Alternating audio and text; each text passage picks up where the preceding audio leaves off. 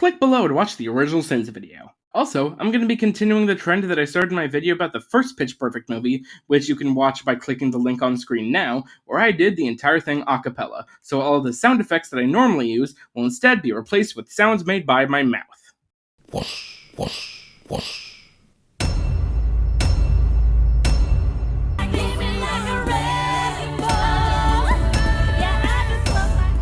To Let's Talkapella, the world's premier downloadable acapella podcast. So are you telling me that after the events of the last movie, acapella competitions are no longer televised? That seems like a downgrade, and makes this movie even more unnecessary. Maybe the sin might have rang true at the time, but it feels like it's aged pretty poorly, considering that we are living in a time where there are arguably more people listening to podcasts than there are watching regular television. But also, what does any of that have to do with how necessary this movie is? Even Obama's thinking Anna Kendrick isn't my girlfriend in this scene. In my video on the first movie, I did this thing where every time Jeremy made a joke about Anna Kendrick being hot, I played this noise, and a sin is added. So I'm going to be continuing that in this video. Acapellaing now somehow includes both color guard rifle twirling and gymnastics tumbling.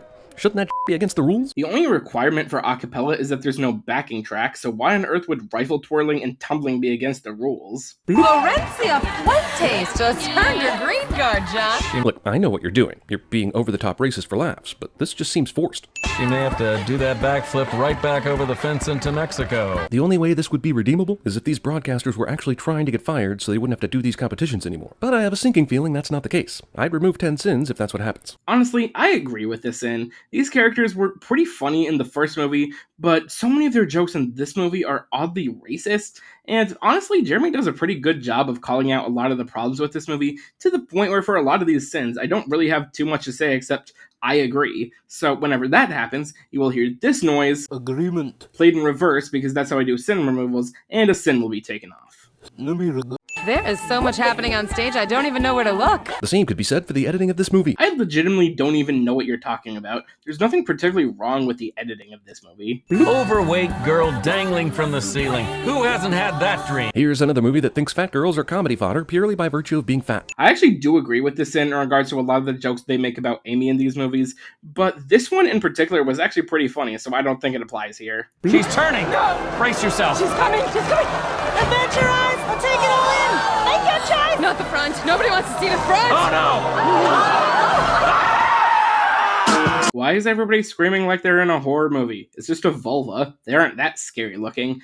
At least I assume. I've never seen one. At least in person. You put Anna Kendrick in a plaid miniskirt and I am duty-bound to melt into a... The truth is, you're just women. And you'll all be pregnant soon. How the f*** do the Varden Bellas get suspended in a society that allows these broadcasters' remarks? Society is apparently both uptight and lax depending on what a movie wants from it. Honestly, that's not too far off from the real world. Not gonna name any names, even if y'all can probably guess some of the people I might be talking about, but there's so many people who are constantly able to get off scot-free for saying absolutely heinous shit on the regular, while so many other people have their livelihoods ruined for much, much less. I'm just gonna write my songs and join an a cappella group. Songs that include lyrics about loving yourself, in which this anti-vagina society will definitely not approve. Which, again, is pretty reflective of how the real world works. Songs like this seem to make up the most of what tends to get popular, while it's still frowned upon to be displaying your junk in public. Where every 4 years, groups from around the globe compete for world domination. I'm sorry, I just feel like I always have to be on. I can tell that Elizabeth Banks is having a hard time working with the director of this movie. This sin feels pretty meaningless, and honestly just feels like a cheap way for Jeremy to bring up the fact that Elizabeth Banks also directed the movie. Seriously, how many camera setups do you go through when you do these scenes? You guys work way too hard to not give us anything to focus on. Honestly, what the fuck are you even talking about? The way the performances are filmed is genuinely one of the best things about these movies. They really aren't that hard to focus on. If you're having trouble with it, then it's probably a you problem. When I was 9 years old, my brother tried to sell me fried chicken. Introducing Flo, ladies and gentlemen. She's here to remind you that your problems are of the first world variety, while at the same time perpetuating weird racial stereotypes. Isn't she fun? Hey, that sign merely says "the," bitches, "the." Also, why send a note with magazine cutout lettering if you're going to use your own stationery and sign your goddamn name? This was actually a pretty fun visual gag that I feel like maybe deserved a send off. These two people are still somehow together. Then you'll be really excited to find out that they apparently break up off-screen before the next movie. But seriously, I actually really enjoy these two as a couple and think they have pretty good chemistry. You're hired! You do not want to hear that woman doing it with my dad. What an odd thing to say. The sin timer disappears for a second. Always good to have an extra body, just in case one of us gets kidnapped for ransom. How did this girl end up going to college and joining an a cappella group when she's clearly one note? Slargan. Dorfless. Somehow, Emily and Benji will be a thing by the end of this movie. Bumper's back! Yep, they brought this guy back for the sequel, because he's why you love the original, right? Hey, you have fucked with the wrong straight guy who has a weird obsession with the first Pitch Perfect movie. Obviously, Bumper isn't the sole reason why I liked it, but I did enjoy his presence as an antagonistic, cocky douchebag, so there's nothing wrong with bringing him back. Bloop. Although, I do have to say that since they've erased that whole part of his character in this movie, he's just sort of bland. Bloop. I honestly cannot get over how much this German dude looks like a Chad version of Ben Shapiro. You are the kicker of ass? Why does every one of these competition movies need an evil team? Why can't the rival team be filmed with a bunch of underdogs who work just as hard as a good team? They actually kind of did do that in the first Pitch Perfect movie. Most of the troublemakers were pretty normal dudes, with Bumper having been the source of most of the problems, but he left before the final performance. That, coupled with likable characters like Jesse and Benji joining the group, created an interesting dynamic where you were kind of rooting for both teams to win, with it coming down to who actually had the better performance. You are so tiny. Like an elf. How dare you talk to my secret second wife like that? Once again, this girl demonstrates remixed Jedi powers so strong she should already be in the music business instead of here, auditioning for a job and but whatever. Cool remix, yo. Just because someone's talented, that doesn't mean they can immediately get the job that they want. They still have to work their way up to it, which is exactly what Becca is trying to do in this movie. Dax, did you see what happened there? Even though I love Keegan-Michael Key, and he could do no wrong in my eyes, movie steals the Sean Combs character from Get Him to the Greek. And that is a reference that Jeremy would definitely not have made if this video came out in the year 2026. You know this sets women back like 30 years. Yep, and also that you joking about that does not remove the blatant sexism of this scene. The claim that depicting women having fun in a way that might turn on men is sexist is oddly sexist in and of itself. Hey! What are you doing here? What is— This supposedly romantic couple doesn't speak to each other at all, apparently. Out of Wisconsin, the Green Bay Packers! Here's a good explanation for the Packers' somehow disappointing season where they still made the playoffs. This scene gives me hope that the Steelers have just been practicing for a riff-off for the past 9 years. Discount Clay Matthew, well, I'll be damned. Honestly, this cameo is really fun, and sitting it is a bit of a stretch. Shake, shake, shake! What? Hey, what? Shake, shake, shake! What? Shake your booty! Shake your booty! Boyle, what the fuck are you doing? BJ, can you handle this? David, can you handle this? Clay, can you handle this? I don't think they can handle this. No sins are removed for the Green Bay Packers singing Bootylicious. These two battling a cappella teams both sing in the same key to help each other out. Wait, what? The ding is played, but the sin counter doesn't go up until halfway through the next sin. What's love got to do? Got to do with it. Even if you're clearly stupid like Bumper and his team is, I don't see how you think that What's Love Got to Do With It has anything to do with John Mayer. But let's rewind for a second. What does 1,000 Miles have to do with John Mayer? Or that Taylor Swift song that was supposed to be about Jake Gyllenhaal? This is actually a stupid-ass category when it comes down to it. The implication is very clearly that any song that could be about John Mayer would be fine, so basically any love songs by women who he has dated would qualify. That's why 1,000 Miles and We Are Never Getting Back Together count, because Vanessa Carlton and Taylor Swift had both been with John Mayer at some point, even if those songs weren't necessarily written about him specifically. However, by singing What's Love Got to Do With It, Bumper is implying that John Mayer had dated Tina Turner, which, as far as everyone else knows, is not true. I would totally get it if this sin was just about how the Taylor Swift song was supposed to be about Jake Gyllenhaal, but the fact that you are wondering what the connection was between these songs just makes it seem like you didn't realize what was going on in this scene. I don't know if I believe him! I'm telling the truth! Okay, so I've watched the riff-off scene of this movie many times, and something that's always bugged me about it is how I feel like Bumper's line here must have been ADR, because he sounds like he's shouting, but the way that his mouth is moving does not fit with that at all. Goddamn, that scene lasted 14 minutes. Which I personally appreciate, because it was my favorite part of an otherwise pretty mid-movie. Hey, it's Jesse. Text me. Hey, it's me. Reggie, because that's funny. By the way, are we still dating? We spent more time together in the last movie when you had absolutely no chance to get me. That's an odd thing to say about a couple that literally did get together at the end of the last movie. Bloop. He did want to share something with me. Your best friend. Best friend. Best friend. When was that dynamic ever established? We literally only found out in this scene that they're apparently living together. Bloop. Becca effing Mitchell. Okay? You're the big BM. Screenwriters, y'all. Also, the idea that Anna Kendrick would ever need a pep talk from anyone other than the Mirror. First off, and also, Jeremy apparently cannot comprehend the idea that someone that he finds attractive would ever feel down about themselves. Bloop. Movie has time for this love story.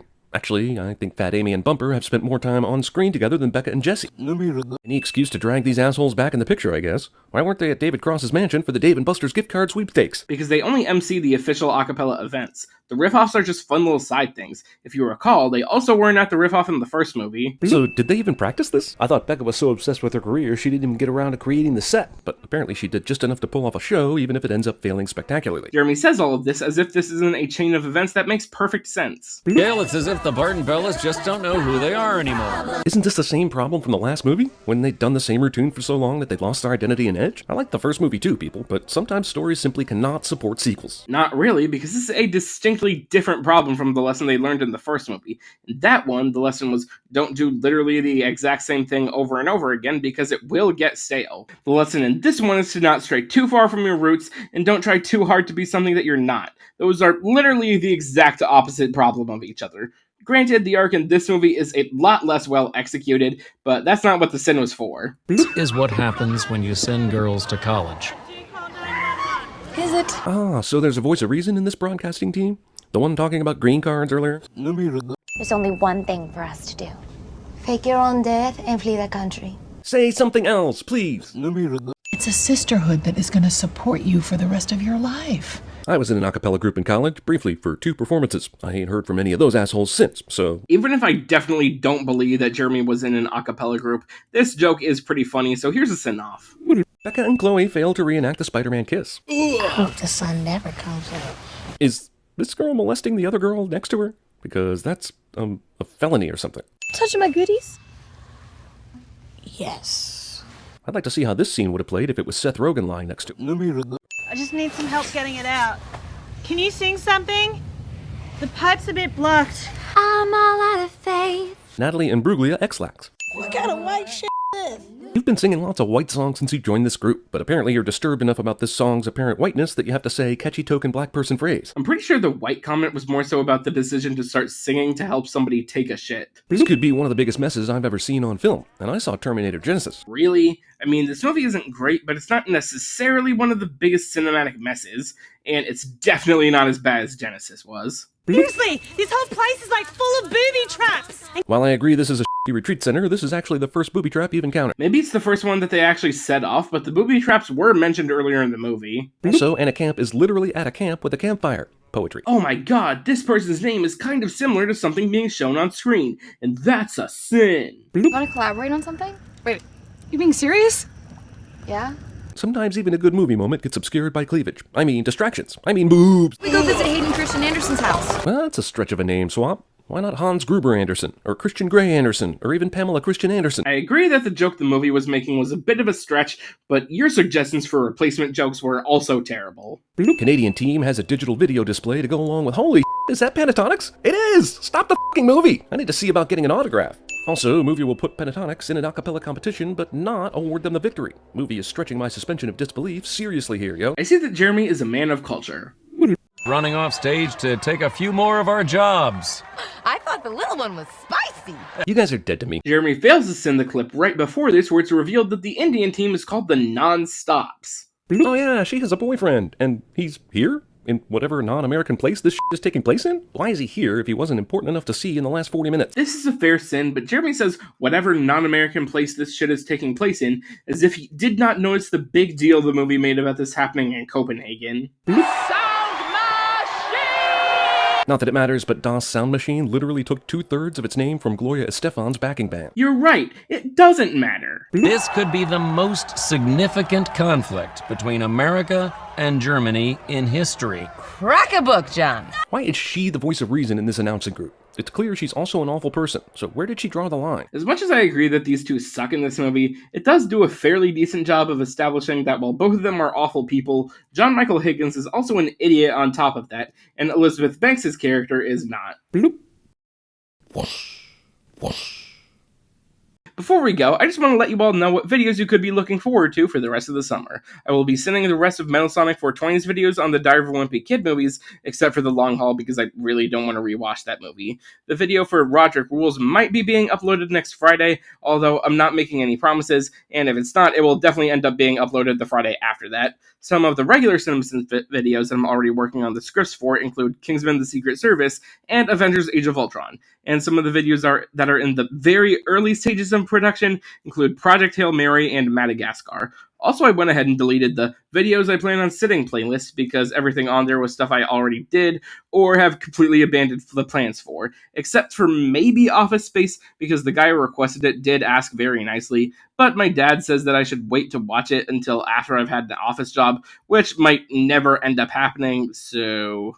But I hope you enjoyed the video. Make sure to subscribe if you want to see any of those videos that I just mentioned, and bye!